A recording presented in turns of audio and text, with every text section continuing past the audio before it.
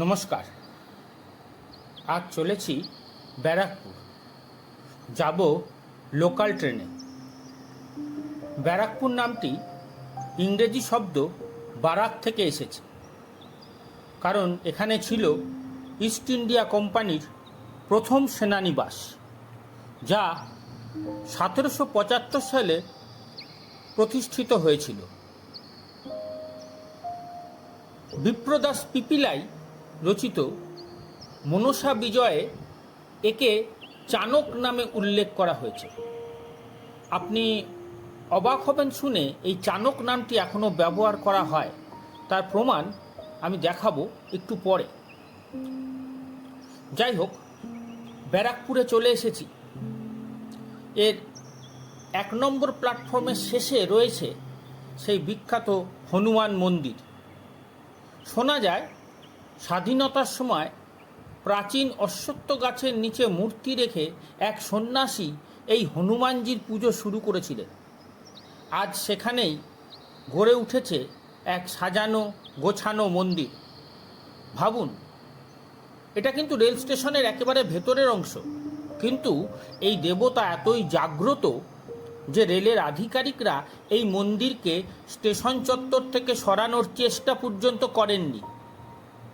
ধীরে ধীরে মন্দিরের কথা ছড়িয়ে পড়ে মানুষের মুখে মুখে।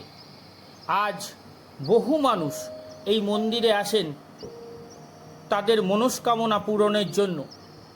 এক ভক্ত জানালেন, হনুমানজি অত্যন্ত জাগ্রত এখানে।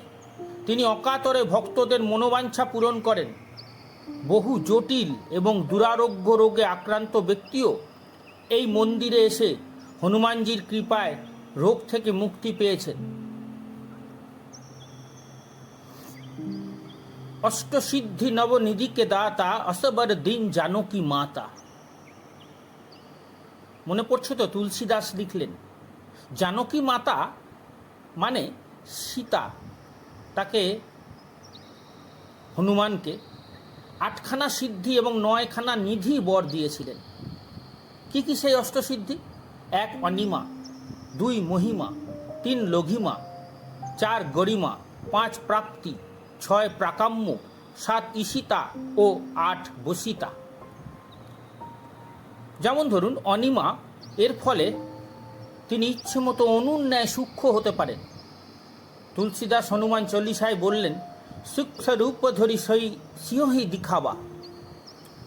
আবার মহিমা শক্তি প্রয়োগ করে তিনি বিশালও হতে পারেন। যাই হোক, স্টেশনের বাইরেই রয়েছে অটো স্ট্যান্ড। বলুন, গান্ধী মোড় যাব, শেয়ারে নেবে 10 টাকা। গান্ধী মোড় থেকে অন্নপূর্ণা মন্দির হেঁটে 7 মিনিট মতো।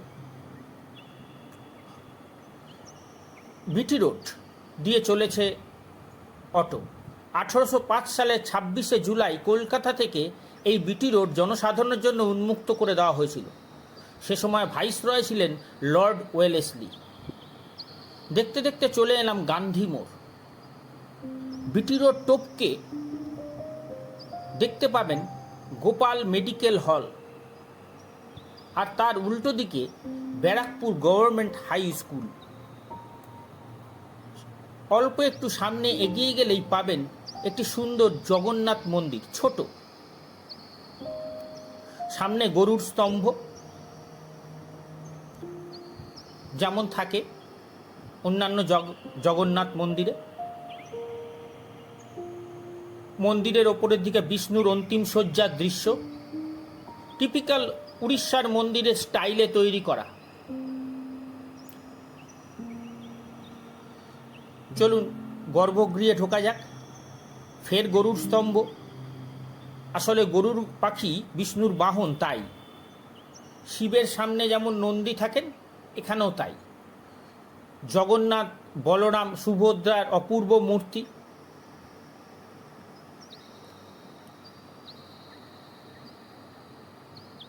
প্রণাম করে ফের এগিয়ে চলুন। সামনেই পড়বে মোড়। একটি রাস্তা ডান দিকে গান্ধীঘাটে চলে গেছে, আর বাঁয়ের রাস্তা চলে গেছে অন্নপূর্ণা মন্দিরে। সামনেই দেখুন ব্যানারে কি লেখা, চাণক সর্বজনীন দুর্গা উৎসব। আগেই বলেছিলাম এই চাণক এখনও নামটা এখনও এখানে ব্যবহৃত হচ্ছে। আর ঠিক এরপরেই শুরু অন্নপূর্ণা মন্দিরের প্রাচীন। এই শিবশক্তি অন্নপূর্ণা মন্দির নির্মিত হয়েছিল দক্ষিণেশ্বরের মন্দির নির্মাণের ঠিক 20 বছর পরে। দক্ষিণেশ্বরের মতো এটিও একটি সুন্দর নবরত্ন মন্দির। নবরত্ন মন্দির কাকে বলে তা শ্যামনগরের কালী ভিডিওতে বিস্তারিত বলেছি, সেই ভিডিওর লিংক ডেসক্রিপশন বক্সে দেওয়া থাকবে। মন্দিরের তোরণদ্বারের মাথায় সিংহটিকে লক্ষ্য করুন। ব্রিটিশ সরকার এই সিংহ মূর্তি সরিয়ে নেওয়ার জন্য নানাভাবে চাপ সৃষ্টি করেছিল, কারণ ব্রিটিশদের দাবি ছিল সিংহ তাদের রাজশক্তির প্রতীক। তা এখানে কি করে ব্যবহার হবে? বিবাদ গড়ায় আদালত পর্যন্ত। জয় কিন্তু হলো জগদম্বারই। আদালত বলেছিল এটা একটা সুন্দর শিল্প, আর শিল্পকে শিল্পের জায়গাতেই রাখা হোক। তলায় মন্দির উদ্বোধনের তারিখ লেখা 12/4/1875। উদ্বোধন করেছিলেন ঠাকুর রামকৃষ্ণ। হ্যাঁ, ঠিকই শুনছেন, শ্রী শ্রী রামকৃষ্ণ পরমহংসদেব। অন্তত আমার জানা নেই উনি এটিকে ছাড়া আর কোনো মন্দিরের উদ্বোধন করেছিলেন। যদিও আপনাদের জানা থাকে তবে কমেন্ট বক্সে লিখবেন। মনে প্রশ্ন জাগতে পারে দক্ষিণেশ্বরের আদলে কেন এরকম আরেকটি মন্দির তৈরি করা হলো। আসলে সেই সময় মন্দির তৈরি করলে ব্রাহ্মণদের সুনজরে আসা যেত, সোজা কথা জাতে ওঠা যেত। দ্বিতীয়ত 1875 সালে যাতায়াতের ব্যবস্থা এত সুন্দর ছিল না।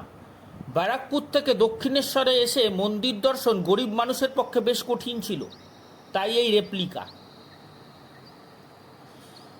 আরও একটি বড় কারণ ছিল রাসমণির জামাই মথুরবাবু এবং রামকৃষ্ণদেবের যৌথ ইচ্ছে।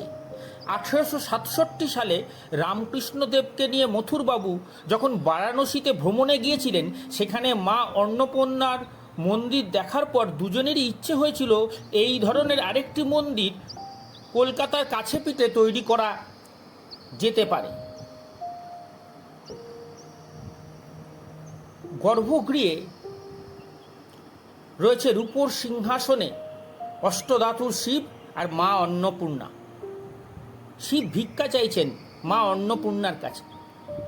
কিংবদন্তি অনুসারে শিব পাশা খেলার সময় পার্বতীকে বলেন, তুমি মহামায়া, তাই তোমার প্রকৃত কোনো অস্তিত্বই নেই। এই কথায় রেগে গিয়ে পার্বতী কৈলাস ত্যাগ করেন।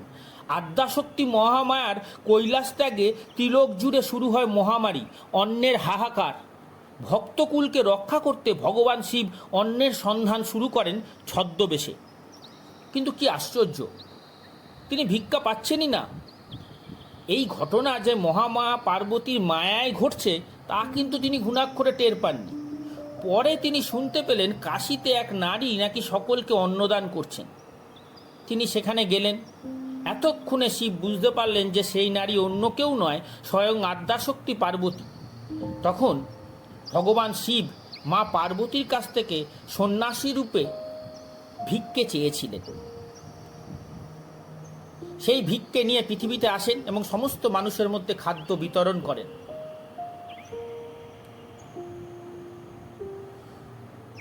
অপূর্ব এই মূল মন্দিরের দক্ষিণেই অবস্থিত নাট মন্দির। নাট মন্দিরের কারুকার্য মনোমুগ্ধকর। এর থামে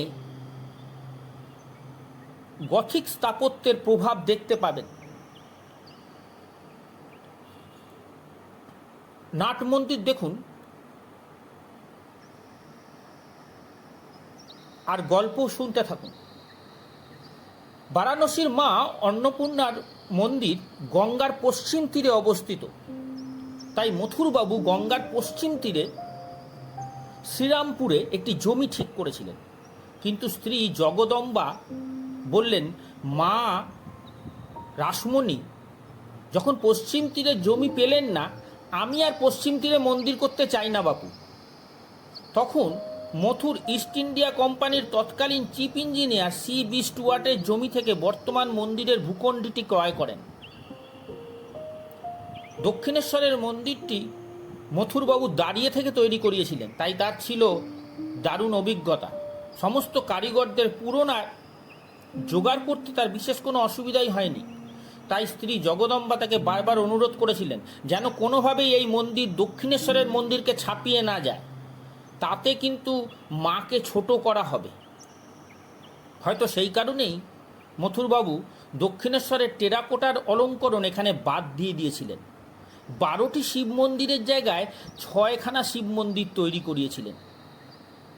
যদিও মথুরবাবু মন্দির তৈরি শেষ হওয়ার আগেই 1871 সালে 16ই জুলাই বিকেল 5টায় কালীঘাটে 54 বছর বয়সে শেষ নিঃশ্বাস ত্যাগ করলেন। তখনও মন্দির নির্মাণ চলছে। তার পুত্র দ্বারিকানাথ বিশ্বাস এই কাজ শেষ করেছিলেন। খরচা হয়েছিল 3 লক্ষ টাকা, সময় লেগেছিল 5 বছর। দেখছেন ধ্যান ঘর তখন খোলা ছিল না, তাই ভেতরে ঢুকতে পারিনি। বাঁধানো বেলগাছ।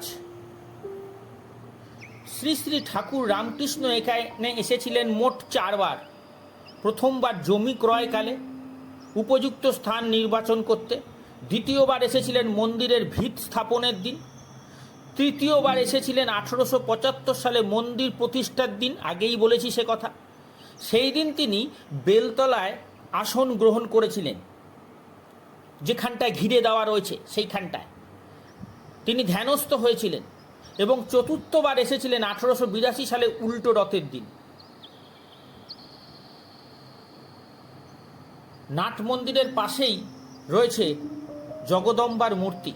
বলতে খারাপ লাগলেও এটা সত্যি যে মন্দির উদ্বোধনের সময় মা রাসমণিও ছিলেন বিধবা, মেয়ে জগদম্বাও সেই বিধবাই ছিলেন। চলুন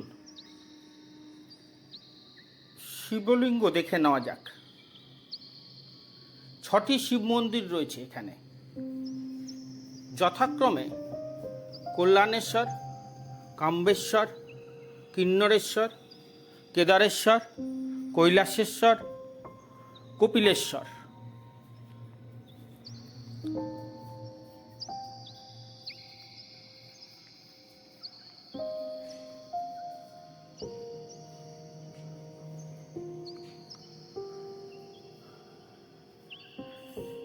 এই অন্নপূর্ণা মন্দির খোলার সময় সকাল 6টা থেকে দুপুর 12টা, আবার বিকেল 4:30 থেকে রাত 8টা। ভোগ বিতরণ হয় দুপুর 1টা।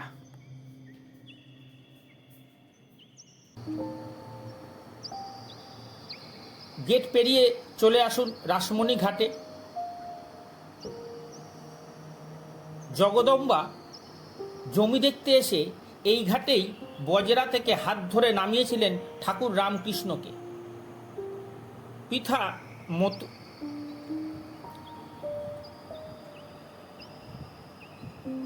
মথুরবাবু পরলোকগত হলে পুত্র দ্বারিকানাথ তৈরি করেন এই সুন্দর চাঁদনি রীতির গঙ্গার ঘাট, যা রানী রাসমণি ঘাট নামে পরিচিত।